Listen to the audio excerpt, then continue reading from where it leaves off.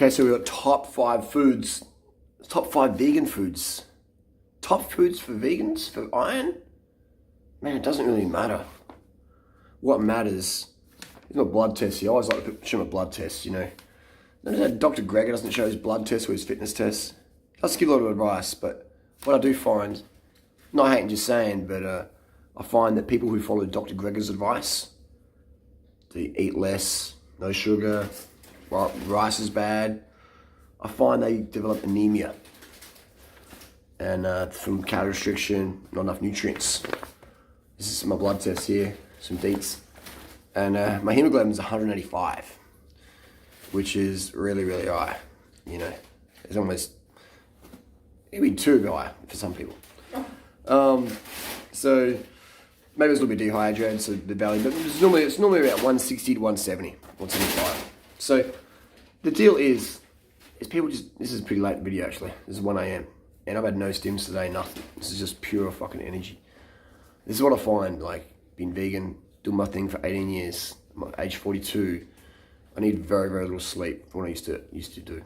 You know, I've had caffeine or stims for months, you know.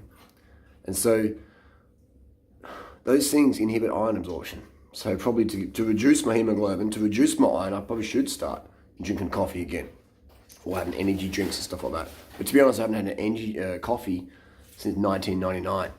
You know, coffee is, you know, it's full of the alkaloids in the coffee. If you're gonna have caffeine, just have pure caffeine. Have any energy, have a Red Bull if you want. You can have a Red Bull if you want. But again, if you have those things, don't have them if you're tired. Don't have them if you had them the day before. Don't have them if you're a bit dehydrated or if it's hot weather. And don't have them if you're hungry, all right?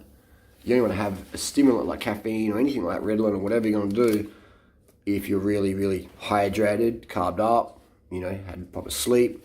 People are like, what? I do those things I don't have to sleep. I do those things I don't have to eat. I do those things instead of drinking water. Well, my friend, your adrenal glands are going to be cooked. Your iron stores are going to go down. And your hemoglobin is going to go down. And you're going to feel more fatigue and more tiredness. You're going to have a dad bod, like our friend How Not to Die author. You know, you're going to be cooked. You're going to be cooked. Just trolling around. So that's just the reality right there. So how to boost iron as a vegan? Get enough calories, man. Cut the oil out. The oil inhibits absorption. Chop your oil right back down, especially if you want to lose a bit of weight. Get rid of the oil, you know. And just eat more calories, more fresh fruit and vegetables. Bananas are great, dates are great, fruit's great, molasses. All these things are fantastic, you know. Otherwise, if you're trying to do just whole foods and not get enough calories, and then start drinking coffee and cacao. Boring as fuck. Boring as, and your food's gonna be boring. You're gonna be boring.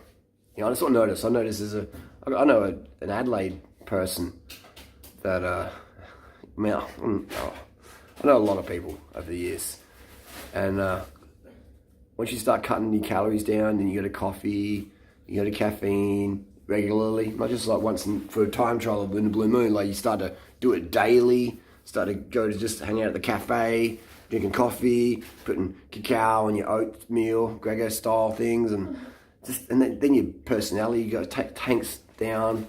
You get more anxiety, more depression. You become more bitchy and snitchy and all flipping around.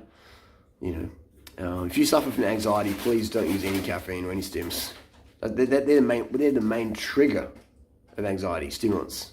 All right, so just if you have any anxiety or depression, don't use stims. Go to bed earlier, have more carbohydrates, things like that. So we can focus on high iron containing foods, but we know that doesn't really reverse the cause of low iron. And often the cause of low iron is not enough overall calories. So people go, oh, molasses is really high in iron, that's good, isn't it, Harley? And I'm like, well, how much molasses are you going to eat? Bananas are really good in iron, dates and fresh fruit and organic fruit and rock dust grown fruit. Yeah, but how much are you going to eat? Are you on a little starvation plan? You know what I mean? Things like that. So I couldn't have a hemoglobin of 185 if I had low iron in my body. Your body couldn't produce so much hemoglobin. So I don't take an iron supplement.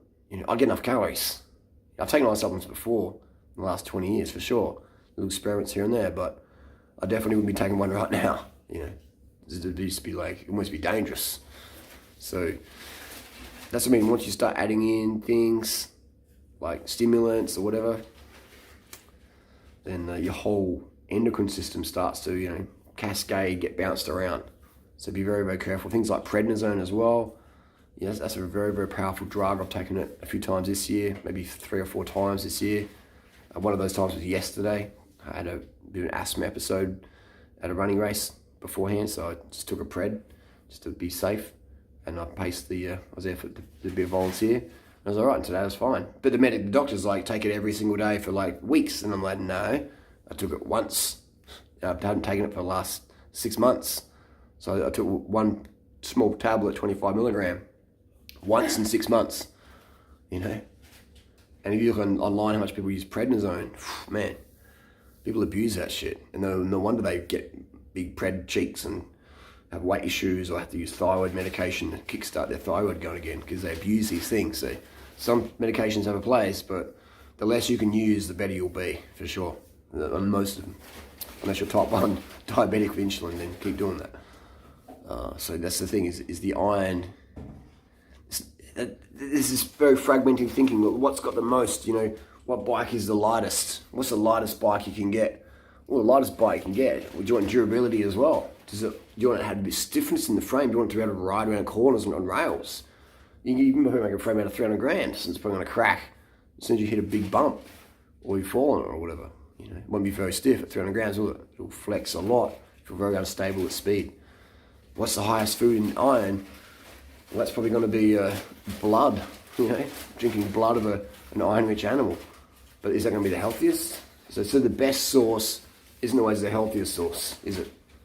I remember Doug Graham was teaching that back in the day. I was like, oh, that makes sense. The best source isn't the healthiest source. The lightest frame isn't the best frame. You know, the healthiest is what we're going to be going for, and that would be a nutritional plan, a diet, if you want to call it that lets us, you know, have enough energy every day where we don't have to rely on stimulants. We can perform at our very, very best naturally, and you know, it keeps us healthy and avoids the fatigue that we have in society today. The fatigue is so deep.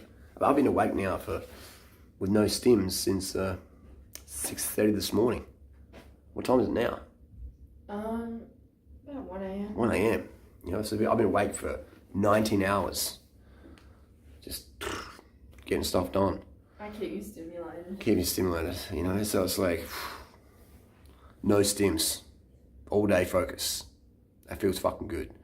And high hemoglobin definitely helps with that. So I would recommend also, the only thing with low iron as well was like, what's your hemoglobin?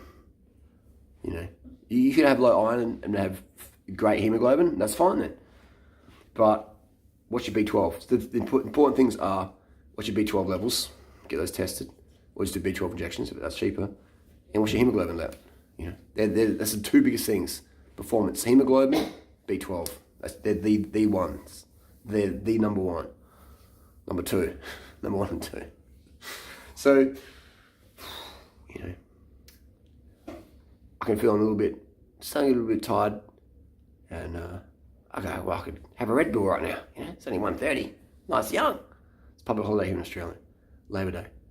But no, that'd be abuse. Taking stims if I'm tired. I mean, maybe if you've got a 24-hour race, and okay, I could see that. But I'm tired now, starting to wind down. Cortisol, everything's just, you know, going into recovery mode. I could abuse that, take some stims, stay up, you know, and the next day you dig yourself into a hole. So I recommend people just stay away from stims as much as possible. I've had years where I haven't taken any caffeine or Ritalin or anything of any sort. Years, you know. Like you deep rest. Unfortunately, sadly, most people are never going to have that in their lives, and that makes me feel a bit sad.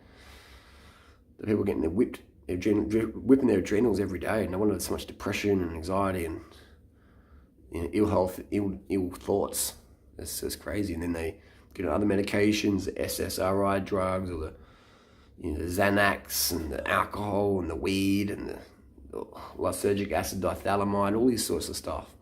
Man, it all just starts drinking fucking coffee in primary school or high school, and the anxiety kicks in, and it's just like, pull that coffee out of society, we have a lot less problems. You know, pull out the alcohol, So we're gonna have a lot less problems, man. So yeah, this video is answering that question. What about iron? What about iron?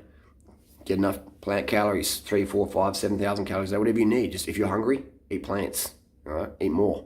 Want something sweet, eat fruit. Want more sweet, put sugar on your fruit. Blend it up, drink it.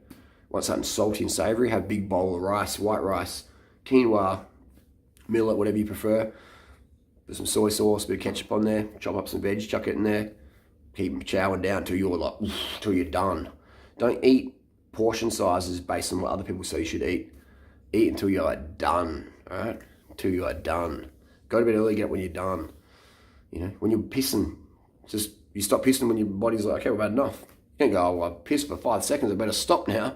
You just listen to your body. Boom, if you keep eating, man, just keep eating. Simple as that. Get those calories in. And, you know, and ideally have simple meals to increase absorption rates. If you've got like 20 ingredients in a meal, it's a bit hard to digest that. So often the best meals are generally a monomeal of fruit. And one of my favorites is a monomeal of fruit, quality fruit, tasty fruit. Second would be, you know, a meal of starches with some sugar or some soy sauce. But staying very, very simple. And that just increases that digestion rate, increases absorption. And so what's the point of having all these nutrients in the food if your digestion's so slow from so many things going in there, so much oil as well, it's just greasing up everything. The villi, nutrients aren't getting through the villi because it's all coated in oil. It's just like, it's just slopping around, you're just crapping it out. So the oil, man, like the less oil you can consume, the better. If you are going to be consuming any oil, make sure you're doing a lot of, you know, not a lot, but just making sure you're doing some sort of form of exercise where you're moving your lymph system. So you've got that stagnation going on there, the blocked lymph and not enough activity. Cycling is what I like to do, walking, cycling, jogging. But kickboxing, dancing, sex, the good stuff. Just splash around in the pool. Hope that video is a service. Got any questions about iron, just up down below. We'll do some more follow-up ones. Thanks for the question.